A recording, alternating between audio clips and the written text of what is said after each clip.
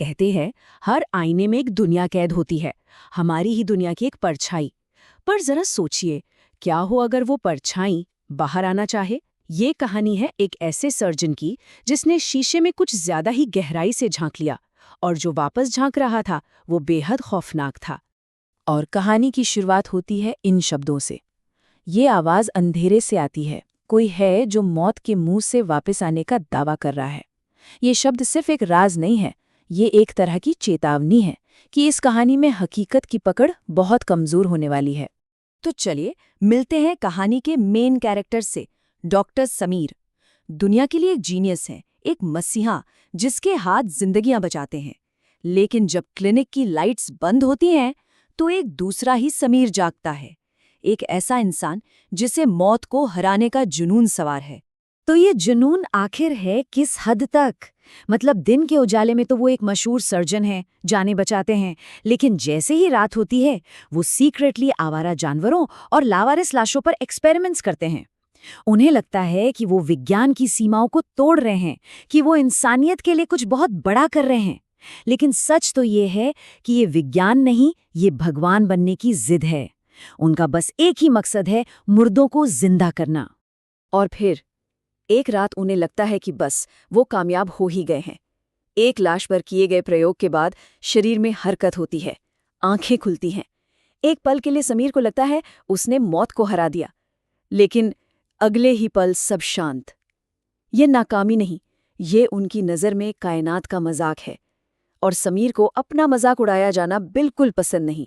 अब जब जिस्म और खून के साथ किए गए एक्सपेरिमेंट फेल हो गए तो समीर का जुनून उसे एक और भी खतरनाक और भी अजीब रास्ते पर ले जाता है। अब उसका निशाना कोई लाश नहीं, बल्कि कुछ ऐसा है जिसे छुआ नहीं जा सकता, एक परछाई। सोचिए जरा, ये कितना ज्यादा पागलपन है। समीर का नया प्रोजेक्ट है मिरर प्रोजेक्ट। उन्हें यकीन है कि आईने के उस पार एक और दुनिया है, एक और हकीकत है, और वो अपनी ही परछाई का क्लोन बनाकर उसे हमारी दुनिया में लाना चाहते हैं। मतलब अब साइंस की सारी बातें, सारी हदें बहुत पीछे छूट चुकी हैं। ये सनक की दुनिया है। और फिर एक दिन वही होता है। समीर रोज की तरह आईने के सामने खड़े हैं, लेकिन आज कुछ बहुत गड़बड़ है। आईने में जो उनका अक्स है ना, वो हिल नहीं रहा, वो बस खड़ा है और समीर को घूर रहा है। उसकी आंखों में एक अजीब सी चमक है, और उसके हाथों पर खून लगा है। हाँ, दूसरी दुनिया का दरवाजा कह सकते हैं अब खुल चुका था। और बस यहां से कहानी पूरी तरह से पलट जाती है। जो बनाने वाला था अब वो अपनी ही बनाई हुई चीज का शिकार बनने वाला है। तो अब देखिए कि कैसे दोनों की दुनिया एकदम बदल जाती है। एक तरफ है असली समीर जो अब डर और वहम में जी रहा है, अपने ही घर में एक कैदी की तरह, और दूसरी तरफ है आईने वाला समीर। वो अब सिर्फ एक परछाई नहीं है, नहीं, वो जिंदा है और बहुत ज्यादा शातिर।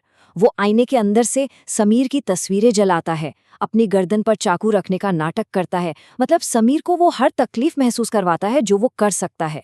ये एक ऐसी साइकोलॉजिकल जेल है जिसकी कोई दीवारें ही नहीं है। और फिर आईने से एक आवाज आती है, एक फुसफुसाहट, एक वादा और एक धमकी भी। ये शब्द समीर की बची खुची हिम्मत को भी पूरी तरह तोड़ देते हैं। अब वो कहीं भाग नहीं सकता। अब इस रोज रोज के मानसिक अत्याचार से तंग आकर समीर एक फैसला करता है। वो तय करता है कि बस अब बहुत हुआ। वो इस बुरे सपने को, इस नाइटमेयर को हमेशा के लिए खत्म कर देगा, चाहे उसकी कीमत कुछ भी क्यों न हो। और इसके लिए वो उठाता है एक भारी हथौड़ा। उसकी आंखों में गुस्सा है, नफरत है, और अपने ही बनाए हुए इस राक्षस को खत्म करने का पक्का इरादा। और वो अपनी पूरी ताकत लगाकर आईने पर वार कर देता है। कानों को फाड़ देने वाली आवाज होती है और शीशा हजारों टुकड़ों में बिखर जाता है।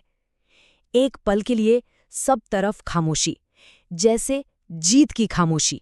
लेकिन जैसे ही धूल बैठती है ना, हवा में एक सर्द सवाल तैरने लगता है कि असल में टूटा कौन है, आईना या कुछ और। और तभी समीर को एक तेज चुभता हुआ दर्द महसूस होता है। वो नीचे देखता है और उसकी तो जैसे रूह ही कांप जाती है।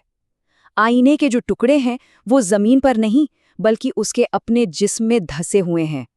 आईने पर बने सारे घाव अब उसके शरीर पर हैं। उसने अपनी परछाई को नहीं तोड़ा था, उसने खुद को तोड़ दिया था। आईना तोड़ने का नतीजा आज़ादी नहीं बल्कि एक और भी ज्यादा भयानक कैद थी। समीर अब एक ऐसी हकीकत में फंस चुका है जिसे उसी ने बनाया था। टूटे हुए आईने के फ्रेम से एक साया बाहर निकलता है, उसका हमशक्ल, पूरी तरह सही सलामत और मुस्कुराता हुआ। और वो कहता है, तुमने मुझे ख़त्म नहीं किया, तुमने मुझे आज़ाद कर दिया। ये समीर की सबसे बड़ी और आखिरी हार थी। तो अब ये नई हकीकत क्या है? सीधी सी बात है, क्लोन अब आज़ाद है, बाहर की दुनिया में समीर की जिंदगी जीने के लिए। और असली समीर, वो अपनी ही लैब में कैद हो गया है, अपने पुराने नाकाम प्रयोगों के भयानक नतीजों के साथ। वो नाकामियां जो अब जिंदा है और भूखी भी। लेकिन सजा अभी खत्म नहीं हुई थी। नहीं, बिल्कुल नहीं। उसके हमशक्ल ने समीर के लिए एक ऐसी सजा बचाकर रखी थी जो क्रूरता और विडंबना मतलब आयरनी की सारी हदें पार कर देने वाली थी। अब जो होता है वो जिस्म को सुन्न कर देने वाला है। धीरे धीरे समीर की त्वचा सख्त होने लगती है, उस पर एक चांदी जैसी चमक आ जाती है। उसके चेहरे के नैन नक्श जैसे पिघलकर एक सपाट सतह में बदल जाते हैं। उसकी हड्डियां चटकती हैं और उसका शरीर मुड़कर एक अजीबो-गरीब आकार ले लेता है। उसकी चीखें अब कांच टूटने की आवाज में बदल चुकी हैं। वो धीरे धीरे वही बन रहा है जिसे वो काबू करना चाहता था, एक जीता जागता महसूस करने वाला आईना। और यही है उसकी असली सजा। वो मर नहीं सकता, बस महसूस कर सकता है, हमेशा के लिए। अब बाहर की दुनिया में उसके क्लोन को जो भी चोट लगेगी, हर जख्म का दर्द अब उसे महसूस होगा। और इसका सबसे खौफनाक सबूत तब मिलता है जब क्लोन बाहर की दुनिया में अपनी कलाई पर ब्लेड चलाता है। पर खून क्लोन की कलाई से नहीं बल्कि उस आईने रूपी समीर की सतह से बहने लगता है। सोचिए, एक जिंदा आईना जो हमेशा हमेशा के लिए अपने हमशक्ल का दर्द महसूस करने के लिए श्रापित है। और ये कहानी हमें इसी एक सवाल के साथ छोड़ जाती है कि आखिर ज्यादा असली क्या है, वो इंसान जिसे हम दुनिया में देखते हैं या फिर वो प्रतिबिंब जिसे वो अंधेरे में आईने के पीछे कैद रखते हैं। इस पर सोचिएगा जरूर अगली बार जब आप आईने के सामने खड़े हों।